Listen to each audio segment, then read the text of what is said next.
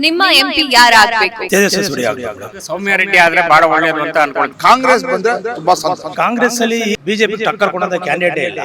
ಕೃಷ್ಣಪ್ಪ ಅವರು ಹಾಗೆ ತೇಜಸ್ವಿ ಸೂರ್ಯ ಅವರ ಕಾಂಬಿನೇಷನ್ ನಲ್ಲಿ ಅಭಿವೃದ್ಧಿ ಕೆಲಸಗಳು ಹೇಗೆ ನಡೀತಾ ಇದೆ? ಅಭಿವೃದ್ಧಿ ಅನ್ನೋದೇನಿಲ್ಲ ಮೇಡಮ್ ಇಲ್ಲಿ.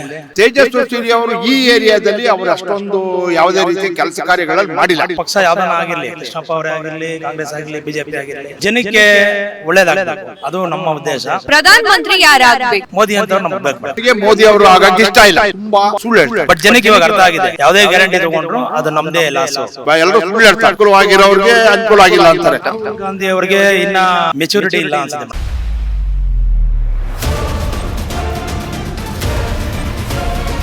ನಮಸ್ತೆ ಸರ್. ನಮಸ್ಕಾರ ಮೇಡಮ್. ನಿಮ್ಮ ಎಂಪಿ ಯಾರಾಗಬೇಕು? ತೇಜಸ್ವಿ ಸೂರ್ಯ ಆಗ್ಬೇಕು ಮೇಡಮ್. ಯಾಕೆ ಸರ್? ತೇಜಸ್ವಿ ಸೂರ್ಯ ಅಂದರೆ ನಮ್ಮ ಇದು ಬಿಜೆಪಿ ಭದ್ರಕೋಟೆ, ನಮ್ಮ ಬೆಂಗಳೂರು ದಕ್ಷಿಣ ಬಿಜೆಪಿ ಭದ್ರಕೋಟೆ. ಮತ್ತು ತೇಜಸ್ವಿ ಸೂರ್ಯ ಅವರು ನಮ್ಮ ಅನಂತ್ ಕುಮಾರ್ ಅವರ ಗಾಡೀಲಿ ಬೆಳೆದಂಥವರು, ವಿದ್ಯಾವಂತರಿದ್ದಾರೆ, ವಿಚಾರವಂತರಿದ್ದಾರೆ. ಮತ್ತು ಅವರು ಪಾರ್ಲಿಮೆಂಟಲ್ಲಿ ಏನು ನಮ್ಮ ರಾಜ್ಯದ್ದು ಏನು ಮಾತಾಡಬೇಕು, ಏನು ಸಮಸ್ಯೆಗಳಿದೆ ಅದನ್ನು ಕೂಲಂಕುಷವಾಗಿ ಮಾತಾಡಿ ಅಲ್ಲಿ ಬಗೆಹರಿಸತಕ್ಕಂಥ ಶಕ್ತಿ ಅವರಲ್ಲಿದೆ. ಮತ್ತು ಯುವಕರಿದ್ದಾರೆ, ಹಾಗಾಗಿ ತೇಜಸ್ವಿ ಸೂರ್ಯ ಅವರು ಇಲ್ಲಿಗೆ ಎಲಿಜಿಬಿಲಿಟಿ ಇದೆ.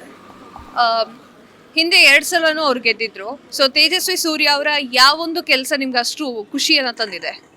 ತೇಜಸ್ವಿ ಸೂರ್ಯ ಅವರು ಅವ್ರಿಗೆ ಕೊಟ್ಟಂತಹ ಕೆಲಸನ ಯಾವುದೇ ಕೆಲಸ ಆದರೂ ಅವರ ಶಕ್ತಿ ಮೀರಿ ಪ್ರಯತ್ನ ಮಾಡಿ ನಮ್ಮ ಪಾರ್ಲಿಮೆಂಟಿಂದ ಮೋದಿಯವರ ಮನ ಗೆದ್ದು ಇಲ್ಲಿಗೆ ಏನು ತರಬೇಕು, ಮತ್ತು ಅವರ ಯೋಜನೆಗಳು ಭಾಳ ಚೆನ್ನಾಗಿದೆ.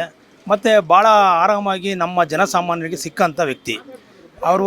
MP ಅನ್ನೋ ಒಂದು ಯಾವುದೇ ಒಂದು ಅಮ್ಮು ಬಿಂಬಿಲ್ಲ, ಸ್ನೇಹಿತರ ಥರ ನಮ್ಮ ಜೊತೆಲಿ ಇರ್ತಾರೆ. ನಮ್ಮ ಜೊತೆ ಅಂದರೆ ನಾರ್ಮಲಾಗಿ ಕ್ಷೇತ್ರ ಜನಗಳ ಜೊತೆ ಸ್ಪಂದಿಸ್ತಾರೆ. ಕನ್ನಡದ ಪರವಾಗಿ ಏನೇ ವಿಚಾರ ಬಂದರೂ ಧ್ವನಿ ಎತ್ತಿದ್ದಾರೆ. ಮತ್ತು ಇಲ್ಲಿ ಕ್ಷೇತ್ರದ ಯಾವುದೇ ವಿಚಾರಗಳಾದ್ರೂ ಅವರು ಅಲ್ಲಿ ಭಾಳ ಇದರಿಂದ ಮಾತಾಡಿ ನಮಗೆ ಸ್ಪಂದಿಸ್ತಾರೆ ಮೇಡಮ್. ಹಾಗಾಗಿ ತೇಜಸ್ವಿ ಆಗಬೇಕು. ಬೆಂಗಳೂರು ದಕ್ಷಿಣ ಅಂತಂದ್ರೆ ಬಿಜೆಪಿ ಭದ್ರಕೋಟೆಯಲ್ಲಿ, ಇಲ್ಲಿ ಕಾಂಗ್ರೆಸ್ನಲ್ಲಿ ಯಾವ ಕ್ಯಾಂಡಿಡೇಟ್ ನಿಲ್ಸಿದ್ರೆ ಒಂದು ಟಕ್ಕರ್ ಕೊಡ್ಬೋದು ತೇಜಸ್ವಿ ಸೂರ್ಯ ಅವರಿಗೆ? ಕಾಂಗ್ರೆಸ್ಸಲ್ಲಿ ಈಗಿರೋ ಸದ್ಯದ ಪರಿಸ್ಥಿತಿಯಲ್ಲಿ ಮೇಡಮ್, ನಾವು ಈಗ ಒಂದು 10 ವರ್ಷ 15 ವರ್ಷದಿಂದ ನೋಡ್ತಾ ಇದ್ದೀವಿ.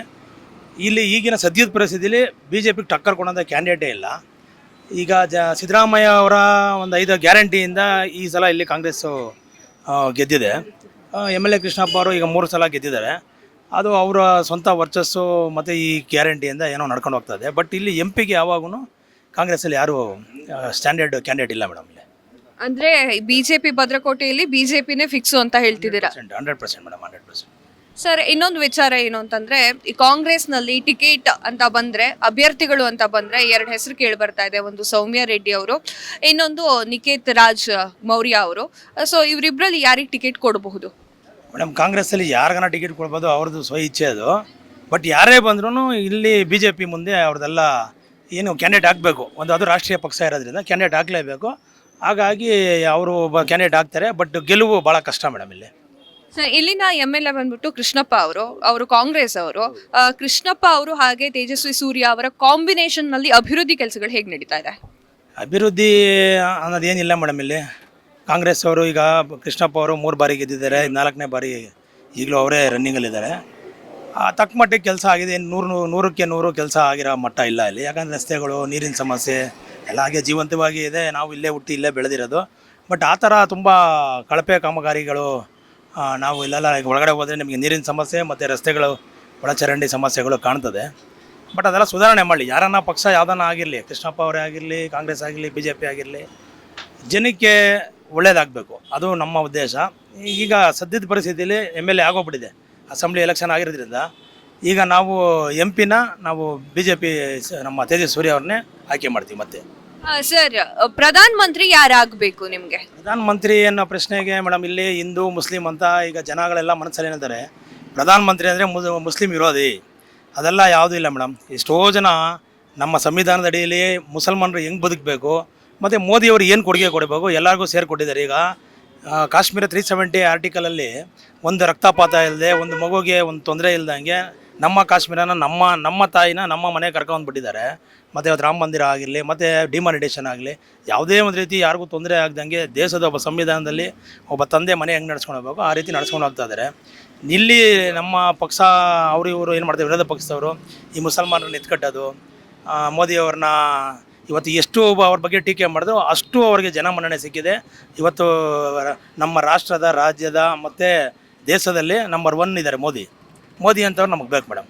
ರಾಹುಲ್ ಗಾಂಧಿ ಅವ್ರು ಯಾಕೆ ಆಗ್ಬಾರ್ದು? ರಾಹುಲ್ ಗಾಂಧಿ ಅವರಿಗೆ ಇನ್ನೂ ಮೆಚುರಿಟಿ ಇಲ್ಲ ಅನ್ಸುತ್ತೆ ಮೇಡಮ್ ರಾಜಕಾರಣದಲ್ಲಿ. ಇನ್ನು ಪಾಪ ತಾಯಿ ಮತ್ತು ಪಕ್ಷದ ಲಾಲಿ ಆಡಲೇ ಬೆಳೆದಿದ್ದಾರೆ. ಅವ್ರಿಗಷ್ಟು ಪ್ರಬುದ್ಧತೆ ಇಲ್ಲ. ಬೆಳಗ್ಗೆ ಎದ್ದು ಭಾರತ್ ಜೋಡೋ, ಸಾಯಂಕಾಲ ಆದರೆ ಯಾತ್ರೆ, ಆಮೇಲೆ ಪ್ರವಾಸ, ಇದೆಲ್ಲ ಆದಮೇಲೆ ಅವ್ರು ಏನು ಮಾತಾಡ್ತಿದ್ದಾರೆ ಅವ್ರ ಕಮಿಟ್ಮೆಂಟ್ ಅವ್ರಿಗೆ ಗೊತ್ತಿಲ್ಲ. ಹಾಗಾಗಿ ಅವ್ರಿಗಿನ್ನ ಪ್ರಬುದ್ಧತೆ ಇಲ್ಲ ಅನ್ಕೊತೀನಿ ಮೇಡಮ್. ಸರ್, ಸಿದ್ದರಾಮಯ್ಯ ಅವರು ಹಲವಾರು ಗ್ಯಾರಂಟಿಗಳನ್ನ ಕೊಟ್ಟಿದ್ದಾರೆ. ಆ ಗ್ಯಾರಂಟಿಗಳೆಲ್ಲ ನಿಮ್ಗೆ ಇಷ್ಟ ಆಗಿದೆಯಾ? ಮೇಡಮ್, ಅವರು ಎಲೆಕ್ಷನ್ಗೆ ಗೆಲ್ಲಕ್ಕೆ ಏನು ಗ್ಯಾರಂಟಿ ಬೇಕೋ ಅದು ಮಾಡಿದ್ದಾರೆ. ಗ್ಯಾರಂಟಿ ಬಗ್ಗೆ ನಮ್ಮ ವಿರೋಧ ಇಲ್ಲ. ಬಟ್ ಗ್ಯಾರಂಟಿ ಯಾವುದಕ್ಕೆ ಮಾಡಬೇಕಾಯ್ತು ನಮ್ಮ ಅನಿಸಿಕೆ, ಇವತ್ತು ತುಂಬ ಕಷ್ಟ ಇರೋದು ಹಾಸ್ಪಿಟಲ್ಸ್. ಯಾರೋ ಬಡವರಿರಲಿ ಶ್ರೀಮಂತರಿರಲಿ ಹಾಸ್ಪಿಟಲ್ಸ್ ಭಾಳ ಪ್ರಾಬ್ಲಮ್ ಇದೆ. ಹಾಸ್ಪಿಟಲ್ಗೆ ಏನೋ ಒಂದು ಮಾಡ್ಬೋದಿತ್ತು. ಈಗ ಬಸ್ ಫ್ರೀ ಮಾಡಿದ್ದಾರೆ. ಎಷ್ಟು ಜನಕ್ಕೆ ಅದು ಒಳ್ಳೇದಾಗ್ತದೆ? ಮನೆಯಲ್ಲಿ ಹೆಂಗಸರು ಮಕ್ಕಳು ಎಲ್ಲ ಫ್ರೀ ಟೂರ್ ಥರ ಆಗ್ಬಿಟ್ಟಿದೆ. ಬಟ್ ಅನುಕೂಲ ಏನಿಲ್ಲ. ಈಗ ಅವರೇ ಮಾಡಿರೋ ಗ್ಯಾರಂಟಿಗೆ ಅವ್ರ ಕೈಲೇ ಇವತ್ತೇನು ಮಾಡೋಕ್ಕಾಗದೇ ಇರೋ ಪರಿಸ್ಥಿತಿಯಲ್ಲಿ ಕಾಂಗ್ರೆಸ್ ಅವರೇ ಒದ್ದಾಡ್ತಾ ಇದ್ದಾರೆ. MP ಎಲೆಕ್ಷನ್ ಆದಮೇಲೆ ಏನಾಗುತ್ತೆ ಅಂತ ನೀವೇ ಮುಂದೆ ನೋಡಿ ಮೀಡಿಯಾದಲ್ಲೆಲ್ಲ ಗೊತ್ತಿರ್ತದೆ. ಬಟ್ ಗ್ಯಾರಂಟಿ ಯೋಜನೆಯಿಂದ ಎಲೆಕ್ಷನ್ ಗೆದ್ದರು. ಬಟ್ ಜನಕ್ಕೆ ಇವಾಗ ಅರ್ಥ ಆಗಿದೆ, ಯಾವುದೇ ಗ್ಯಾರಂಟಿ ತೊಗೊಂಡ್ರು ಅದು ನಮ್ಮದೇ ಲಾಸು. ಸರ್ಕಾರ ಯಾವುದೇ ಸರ್ಕಾರ ಬಂದರೂ ಗ್ಯಾರಂಟಿ ಯೋಜನೆಗಳು ಮಾಡಿದ್ರೆ ಅದು ನಮ್ಮ ಟ್ಯಾಕ್ಸಿಂದ ಪೋಲಾಗಂಥ ಹಣ ಅಂತ. ಸರ್, ಇನ್ನೊಂದು ವಿಚಾರ ಹೇಳಬೇಕು ಅಂತಂದ್ರೆ, ಈ ಒಂದು ಕರ್ನಾಟಕದಲ್ಲಿ 28 ಕ್ಷೇತ್ರಗಳಲ್ಲಿ ಎಷ್ಟು ಸೀಟನ್ನ ಕಾಂಗ್ರೆಸ್ ಅವ್ರು ಗೆಲ್ಲಬಹುದು ಅಥವಾ ಎಷ್ಟು ಸೀಟನ್ನ BJP ಹಾಗೆ JDS ಮೈತ್ರಿ ಗೆಲ್ಲಬಹುದು? ಮೇಡಮ್, ಈಗ ನಾಲ್ಕು ಬಾರಿ ನಡೆದಿರೋ ಎಲೆಕ್ಷನ್ ಸಮೀಕ್ಷೆ ನೋಡಿದ್ರೆ ಯಾವಾಗೂ 19, 18, 24 ಈಗ ಇಲ್ಲಿ ನಮ್ಮ ಕರ್ನಾಟಕದ ಕೊಡುಗೆ BJPಯಿಂದ ಈ ಸಲ ಮ್ಯಾಕ್ಸಿಮಮ್ ಒಂದು 25 ಗಂಟೆ ರೀಚ್ ಮಾಡ್ತಾರೆ ಮೇಡಮ್. ಸರ್, BJP ಹಾಗೆ JDS ಮೈತ್ರಿ ಬಗ್ಗೆ ಏನು ಹೇಳೋಕೆ ಇಷ್ಟಪಡ್ತೀರಾ? ನೋಡಿ ಮೇಡಮ್, ನಾವು ರಾಷ್ಟ್ರ ಕಂಡಂಥ ಧೀಮಂತ ನಾಯಕ ನಮ್ಮ ಮಣ್ಣಿನ ಮಗ HD ದೇವೇಗೌಡವರು. ದೇವೇಗೌಡರು ಅಂತ ದೇವೇಗೌಡರೇ BJPನ ಒಪ್ಕೊಂತಾರೆ, ಮೋದಿ ಆಡಳಿತನ ಒಪ್ಕೊಂತಾರೆ ಅಂದರೆ ಜನಕ್ಕೆ ಇದು ಒಳ್ಳೆ ಮೆಸೇಜ್ ಆಗಿದೆ ಮೇಡಮ್. ಯಾಕಂದರೆ JDS ಅಂದರೆ ಒಂದು ನಮ್ಮದು ರಾಷ್ಟ್ರೀಯ ಪಕ್ಷ.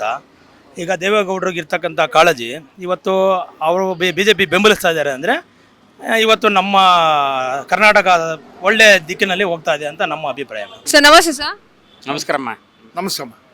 ಸರ್, ನಿಮ್ಮ MP ಯಾರಾಗಬೇಕು? BJP ಇಂದ ತೇಜಸ್ವಿ ಸೂರ್ಯ ಅವರ ಹೆಸರು ಕೇಳಿ ಬರ್ತಾ ಇದೆ, ಹಾಗೆ ಕಾಂಗ್ರೆಸ್ ಇಂದ ಸೌಮ್ಯ ರೆಡ್ಡಿ ಅವರ ಹೆಸರು ಕೇಳಿ ಬರ್ತಾ ಇದೆ, ಹಾಗೆ ನಿಕೇತ್ ರಾಜ್ ಅವರ ಹೆಸರು ಕೂಡ ಕೇಳಿ ಬರ್ತಾ ಇದೆ. ನಿಮಗೆ ಯಾರು ಆದ್ರೆ MP? ಸೌಮ್ಯ ರೆಡ್ಡಿ ಆದ್ರೆ ಬಹಳ ಒಳ್ಳೇದು ಅಂತ ಅನ್ಕೊಳ್ತೀನಿ. ಯಾಕಂದ್ರೆ ಅವ್ರ ಭಾಷಣ ಜಾಸ್ತಿ ಇದೆ, ಕೆಲಸಗಳು ಮಾಡ್ತಾರೆ. ನಿಕೇತ್ ರಾಜು ಒಳ್ಳೆ ವಾಗ್ಮಿ, ಒಳ್ಳೆ ವಿಷಯ ತಿಳ್ಕೊಂಡಿದ್ದಾರೆ. ಆದರೆ ನಮ್ಮ ಏರಿಯಾಗೆ ಅವರು ಹೊಸಬರಾಗಿರೋದ್ರಿಂದ ಅದ್ರ ಬಗ್ಗೆ ಹೆಚ್ಚಿಗೆ ಗೊತ್ತಿಲ್ಲ. ಬಟ್ ನಿಕೇತ್ ರಾಜು ತುಂಬ ಚೆನ್ನಾಗಿ ಮಾತಾಡ್ತಾರೆ, ಕೆಲಸಗಳು ಮಾಡೋದ್ರೊಳಗೆ ಇದೆ, ವಿಷಯ ತುಂಬ ಚೆನ್ನಾಗಿ ಗೊತ್ತಿದೆ ಅವರಿಗೆ. ಬಟ್ ಸೌಮ್ಯ ರೆಡ್ಡಿ ಅವರು ಅವ್ರ ತಂದೆ ಕೈ ಕೆಳಗೆ ಕೆಲಸ ಮಾಡೋದ್ರಿಂದ ಅವರು ಗೆದ್ದರೆ ಈ ಸರಿ ಗೆಲ್ಲೋ ಚಾನ್ಸಸ್ಸು ಜಾಸ್ತಿ ಇದೆ. ಸೊ ತೇಜಸ್ವಿ ಸೂರ್ಯ ಅವರು ಈ ಏರಿಯಾದಲ್ಲಿ ಅವರು ಅಷ್ಟೊಂದು ಯಾವುದೇ ರೀತಿಯ ಕೆಲಸ ಕಾರ್ಯಗಳಲ್ಲಿ ಮಾಡಿಲ್ಲ. ನಮಗೆ ಮೋದಿಯವರ ಬಗ್ಗೆ ಏನು ಇದೇ ಇಲ್ಲ. ಬಟ್ ಕೆಲಸ ಕಾರ್ಯಗಳು ಅವ್ರು ಕೊಟ್ಟಂಥ ಮಾತುಗಳು ಯಾವುದೋ ಈಡೇರಿಸಿಲ್ಲ. ಅದರಿಂದ ನಮಗೆ ಅವರಾಗಬೇಕು ಅನ್ನೋ ಬಗ್ಗೆ ಏನಿಲ್ಲ. ಕಾಂಗ್ರೆಸ್ ಬಂದರೆ ತುಂಬ ಸಂತೋಷ. ಅಷ್ಟೇ ನಾನು ಹೇಳಿದ್ದೆ ಅಷ್ಟೇ. ಲಾಸ್ಟ್ ಸೌಮ್ಯ ರೆಡ್ಡಿ. ತೇಜಸ್ವಿ ಸೂರ್ಯ ಯಾಕೆ ಅಭಿವೃದ್ಧಿ ಕೆಲಸಗಳನ್ನ ಏನಾದ್ರು ಮಾಡ್ತಾ ಇಲ್ವಾ ಅಥವಾ? ಇಲ್ಲ, ನನ್ಗೆ ಆ ಥರ ಗೋಚರ ಆಗಲಿಲ್ಲ. ಅವರು ಎಸ್ ಗಾಟ್ ಲಾಟ್ ಆಫ್ ಇದು ವೊಕ್ಯಾಬುಲರಿ ಚೆನ್ನಾಗಿದೆ, ಒಳ್ಳೆ ಮಾತಾಡ್ತಾರೆ, ಪೊಲಿಟಿಕಲ್ ಸ್ಟೈಲಲ್ಲಿ ಚೆನ್ನಾಗಿ ಮಾತಾಡ್ತಾರೆ. ಆದರೆ ನಮ್ಮ Sowmya Reddy is better than even Raju and then Tejasvi Surya. Sir, Bengaluru ದಕ್ಷಿಣನ BJP ಭದ್ರಕೋಟೆ ಅಂತ ಕರೀತಾರೆ. ಈ ಒಂದು ಭದ್ರಕೋಟೆಯನ್ನ ಕಾಂಗ್ರೆಸ್ನಲ್ಲಿ ಛಿದ್ರ ಮಾಡೋಕೆ 2024 ಲೋಕಸಭಾ ಚುನಾವಣೆ ಸಿದ್ಧವಾಗಿದೆ ಅಂತ ಅನಿಸ್ತಾ ಇದೆಯಾ ನಿಮಗೆ? ಭದ್ರಕೋಟೆ ಯಾಕೆ ಆಗಿರ್ಬೋದು ಅಂತ ಅಂದರೆ, ಮೋದಿ ಹೆಸರು ಹೇಳ್ಕೊಂಡು ಇವರು ಮುಂದೆ ಬರ್ತಾ ಇದ್ದಾರೆ. Modi has done lot of works in the centre but not in the state.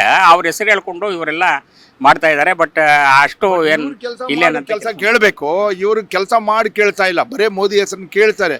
Modi ಹೆಸರು ಪ್ರಾಪಗಂಡ ಚೆನ್ನಾಗಿದೆ ಹೊರತು ಅದು ಬಿಟ್ಟು ಏನೂ ಇಲ್ಲ. ನಾವು ಅವ್ರು ಕೊಟ್ಟಂಥ ಭರವಸೆಗಳಲ್ಲಿ ಪೂರ್ತಿ ಈಡೇರಿಲ್ಲ. ಹೆಚ್ಚಿಗೆ ದುಡ್ಡು ಸಾಲ ಮಾಡಿ ಕೆಲವು ಇನ್ಫ್ರಾಸ್ಟ್ರಕ್ಚರ್ಗಳು ಮಾಡಿದ್ದಾರೆ. ಸಾಲ ಜಾಸ್ತಿ ಆಗಿದೆ. ಒಬ್ಬ ಈಚ್ ಇಂಡಿವಿಜುವಲ್ ಮೇಲೆ ತುಂಬ ಸಾಲ ಇದೆ. ಅದರಿಂದ ಅವ್ರ ಹೆಸರು ಹೇಳ್ಕೊಂಡು ಕೇಳಿದ್ರು ಅರ್ಥ ಇಲ್ಲ. ತಾವು ಕೆಲಸ ಮಾಡಬೇಕು, ತಾವು ಮಾಡಿರೋ ಕೆಲಸದ ಮೇಲೆ ಜನಗಳನ್ನ ಮತ ಕೇಳಬೇಕು. ಆ ಥರ ಮತ ಕೇಳುವಂಥ ಅಭ್ಯಾಸ ಅವ್ರಿಗಿಲ್ಲ. ಎಲ್ಲರೂ ಇಡೀ ದೇಶದಲ್ಲಿ ಬರೀ ಮೋದಿ ಮೋದಿ ಮೋದಿ ಅಂತಾರೆ. ಇಂಡಿವಿಜುವಲಾಗಿ ಅವ್ರು ಕೆಲಸ ಮಾಡಿ ಅವರು ಚೆನ್ನಾಗಿ ಕಾರ್ಯಗತ ಆಗಿದ್ದರೆ ಮಾತ್ರ ಅವ್ರ ಮತ ಕೇಳೋದು ಒಳ್ಳೆಯದು. ಅದರಿಂದ ನಮಗೆ ಅವ್ರಿಗೆ ತೇಜಸ್ವಿ ಸೂರ್ಯ ಇದ್ರ ಬಗ್ಗೆ ಏನೂ ಆ ಥರ ಸಪೋರ್ಟ್ ಇಲ್ಲ. ತೇಜಸ್ವಿ ಸೂರ್ಯ ಅವರು 2 ಸಲ ಗೆದ್ದಿದ್ದಾರೆ. ಸೊ ಅವರ ಒಂದು ಯಾವ ಶೈಲಿ ಅಥವಾ ಯಾವ ಅಭಿವೃದ್ಧಿ ಕೆಲಸಗಳು ನಿಮ್ಗೆ ಅದಷ್ಟು ಇಷ್ಟ ಅಂತ ಅನಿಸಿಲ್ಲ ನಿಮಗೆ? ಇಲ್ಲ ಇಷ್ಟ ಜನಸಾಮಾನ್ಯರ ಕೈಗೆ ಸಿಗಲ್ವಾ ಹಾಗಾದ್ರೆ? ನಮ್ಗೆ ಈ ಏರಿಯಾದಲ್ಲಿ ಯಾವತ್ತು ಸಿಕ್ಕಿದ್ದು ನಾನು ನೋಡೇ ಇಲ್ಲಮ್ಮ. ಅವರು ಏನಿದ್ರು ಜಯನಗರ ಆ ಕಡೆ ಜಾಸ್ತಿ ಓಡಾಡ್ತಾರೆ, ಕಾರಣ ಅಲ್ಲಿ ಆಫೀಸ್ಗಳು ಮಾಡ್ಕೊಂಡಿದ್ದಾರೆ.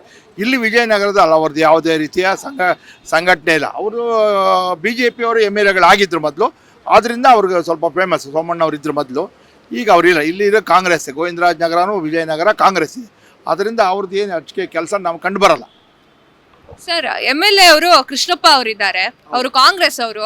ಇಲ್ಲಿ ಬಿಜೆಪಿಯಲ್ಲಿ ತೇಜಸ್ವಿ ಸೂರ್ಯ MP ಆಗಿದ್ದಾರೆ. So MP MLA combination, Congress ಆಗಿ BJP ಕಾಂಬಿನೇಷನ್ ನಲ್ಲಿ ಅಭಿವೃದ್ಧಿ ಕೆಲಸಗಳಾಗ್ತಾ ಇದೆಯಾ? ಇಲ್ಲ, ಅದೇನಾಗುತ್ತೆ, ಕೆಲವು ಕೆಲಸಗಳನ್ನ ನಾವು ಅವರು ನಮ್ಮ ಇದರಿಂದ ನಾವು ಮಾಡಿದ್ವಿ ಅಂತ ಅವ್ರು ಹೇಳ್ಕೊತಾರೆ. ಇವರು ಲೋಕಲ್ MLA ನಾವು ಮಾಡಿದ್ವಿ ಅಂತಾರೆ. MLA ಇಬ್ಬರು ಬೇರೆ ಬೇರೆ ಇದ್ದರೆ ಯೂಶಲ್ ಆಗಿ ಸಣ್ಣ ಪುಟ್ಟ ಟಗಾಪರ್ ಇದ್ದೇ ಇರುತ್ತೆ. ಕೆಲಸ ಕಾರ್ಯಗಳು ಸುಗಮವಾಗಿ ಆಗಲ್ಲ. ಸುಗಮವಾಗಿ ಆಗದೇ ಇರೋದೇ ಚಾನ್ಸ್ ಜಾಸ್ತಿ. ಒಂದೇ ಇದ್ದರೆ ತುಂಬ ಅನುಕೂಲ ಆಗುತ್ತೆ. ಅದಕ್ಕೋಸ್ಕರ ಕಾಂಗ್ರೆಸ್ನವ್ರಿಗೆ ಈ ಸರಿ MP ಸೀಟ್ಗೆ ಮತ ಹಾಕಿದ್ರೆ ಮತದಾರರು ಆಗ ಅನುಕೂಲ ಆಗುತ್ತೆ ಜಾಸ್ತಿ ಅಂತ. ಈ ಒಂದು ಕ್ಷೇತ್ರದಲ್ಲಿ BJP ಹಾಗೆ ಕಾಂಗ್ರೆಸ್ ನೋಡೋದಾದ್ರೆ ಎಷ್ಟು % BJP ಗೆಲ್ಲುತ್ತೆ, ಎಷ್ಟು % ಕಾಂಗ್ರೆಸ್ ಗೆಲ್ಬಹುದು? ಪರ್ಸೆಂಟ್ ವೈಸ್ ಹೇಳೋಕ್ಕಾಗಲ್ಲ. ಯಾಕೆಂದರೆ ಸೂರ್ಯ ಅವರು 2 ಸರಿ ಗೆದ್ದಿರೋದ್ರಿಂದ ಅವ್ರಿಗೊಂಚೂರು ಅಡ್ವಾಂಟೇಜ್ ಕಾಣುತ್ತೆ. ಯಾಕೆಂದರೆ ಜನಕ್ಕೆ ಒಂದು ಇದು ಬಂದುಬಿಟ್ಟಿದೆ, ಏನೋ ಅವ್ರಿಗೆ ಹಾಕಿದ್ರೆ ಮತ ಬಂದರೆ ಗ್ಯಾರಂಟಿ ಮೋದಿ ಇದ್ದಾರೆ ಅಂತ.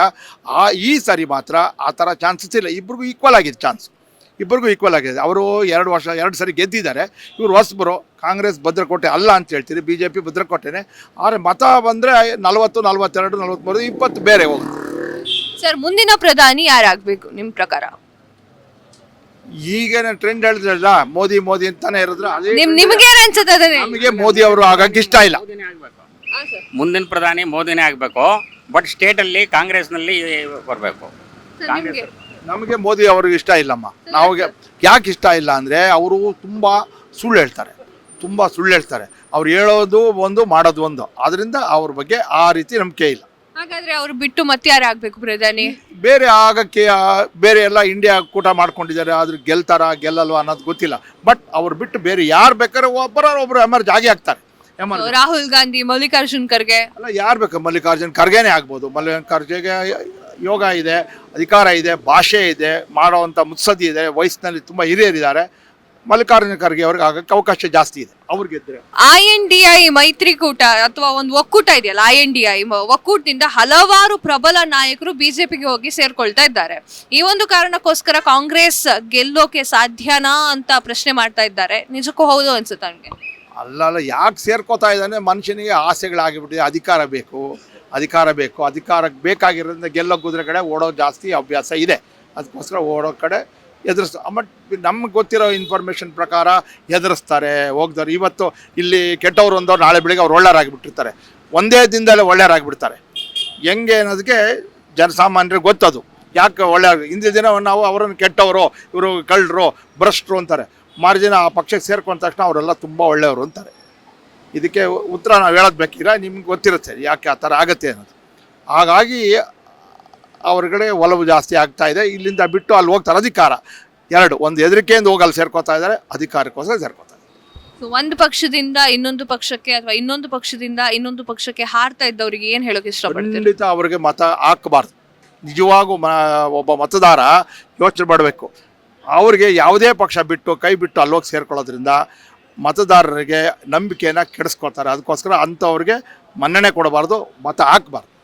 ಸಿದ್ದರಾಮಯ್ಯ ಅವರ ಗ್ಯಾರಂಟಿಗಳ ಬಗ್ಗೆ ಏನು ಹೇಳೋಕೆ ಇಷ್ಟಪಡ್ತೀರಾ? ಗ್ಯಾರಂಟಿಗಳ ಬಗ್ಗೆ ಎಲ್ಲ ಬಡ ಜನಗಳಿಗೆ ಅನುಕೂಲ ಆಗಿದೆ, ಎಲ್ರಿಗೂ ಗೊತ್ತು. ಬಟ್ ಎಲ್ಲರೂ ಸುಳ್ಳು ಹೇಳ್ತಾರೆ. ಅವ್ರಿಗೆ ಏನು ಅನುಕೂಲ ಅನುಕೂಲವಾಗಿರೋರಿಗೆ ಅನುಕೂಲ ಆಗಿಲ್ಲ ಅಂತಾರೆ. ಪ್ರತಿಯೊಬ್ಬರು ಯೂಸ್ ಮಾಡ್ತಾರಿಂದ ಬಡತನದವರಿಗೆ ತುಂಬ ಸಹಾಯ ಆಗಿದೆ, ನಡೆಯುತ್ತೆ. ಎಲ್ಲ ಸೌಲಭ್ಯಗಳು ಅಥವಾ ಗ್ಯಾರಂಟಿಗಳು ನಿಮ್ಮ ಮನೆಗೆ ಬಂದು ತಲುಪ್ತಾ ಇದೆಯಾ?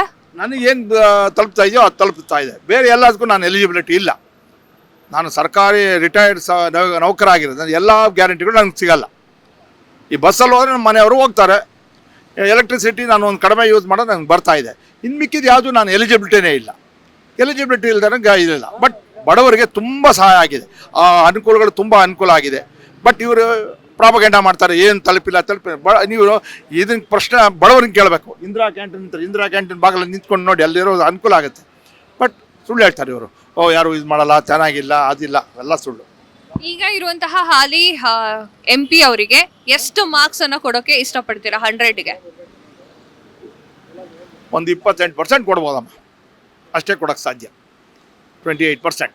ಬಿಜೆಪಿ ಹಾಗೆ JDS ಮೈತ್ರಿಯ ಬಗ್ಗೆ ಏನ್ ಹೇಳೋಕೆ ಇಷ್ಟಪಡ್ತೀರಾ? ಒಳ್ಳೆ ಮೈತ್ರಿ ಅಲ್ಲ, ಅದು ಆಗಬಾರ್ದು. ಯಾವುದೇ ನಾನು ನೀವು ಕುಸ್ತಿ ಆಡ್ಬಿಟ್ಟು ಒಂದಿನ ಒಂದಾಗ್ಬಿಟ್ಟು ಅಧಿಕಾರ ಬೇಕು ಅಂತ ಒಂದಾಗ್ಬಿಟ್ರೆ ನಿಮ್ಮನ್ನು ನಾನು ಇನ್ನೊಂದು ಚುನಾವಣೆ ಬೈದಿರ್ತೀನಿ, ಮತ್ತೆ ನಾವು ಫೈಟ್ ಮಾಡಿರ್ತೀವಿ.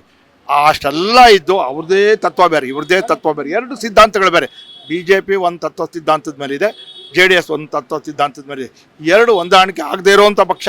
ಕೊನೇ ಗಳಿಗೆಯಲ್ಲಿ ಆ ಒಂದು ಆಗಿದೆ, ಅದರಿಂದ ಯಾವುದೇ ರೀತಿ ಅನುಕೂಲ ಆಗಲ್ಲ. ಅವರು ಅಸ್ತಿತ್ವ ಉಳಿಸ್ಕೊಳ್ಳೋಕೆ ಮಾತ್ರ ಸೇರ್ಕೊಂಡಿದ್ದಾರೆ. ಓಕೆ ಸರ್, 28 ಕ್ಷೇತ್ರಗಳಿದೆ ಕರ್ನಾಟಕದಲ್ಲಿ. ಈ ಒಂದು 28 ಕ್ಷೇತ್ರಗಳಲ್ಲಿ ಕಾಂಗ್ರೆಸ್ ಎಷ್ಟು ಸೀಟನ್ನ ಗೆಲ್ಬಹುದು, ಹಾಗೆ ಬಿಜೆಪಿ 10-15 ಕಾಂಗ್ರೆಸ್ ಗೆಲ್ಲಕ್ಕೆ ಅವಕಾಶ ಇದೆ. ಮಿನಿಮಮ್ 10 ಗೆಲ್ತಾರೆ. ಇನ್ನು 20ರೊಳಗೆ ಒಂದು JDS ಗೆಲ್ಬೋದು, ಇನ್ನು ಮಿಕ್ಕಿದ್ದು BJPಗೆ ಹೋಗುತ್ತೆ. Thank you sir, thank you so much. Cut ಮಾಡಿ.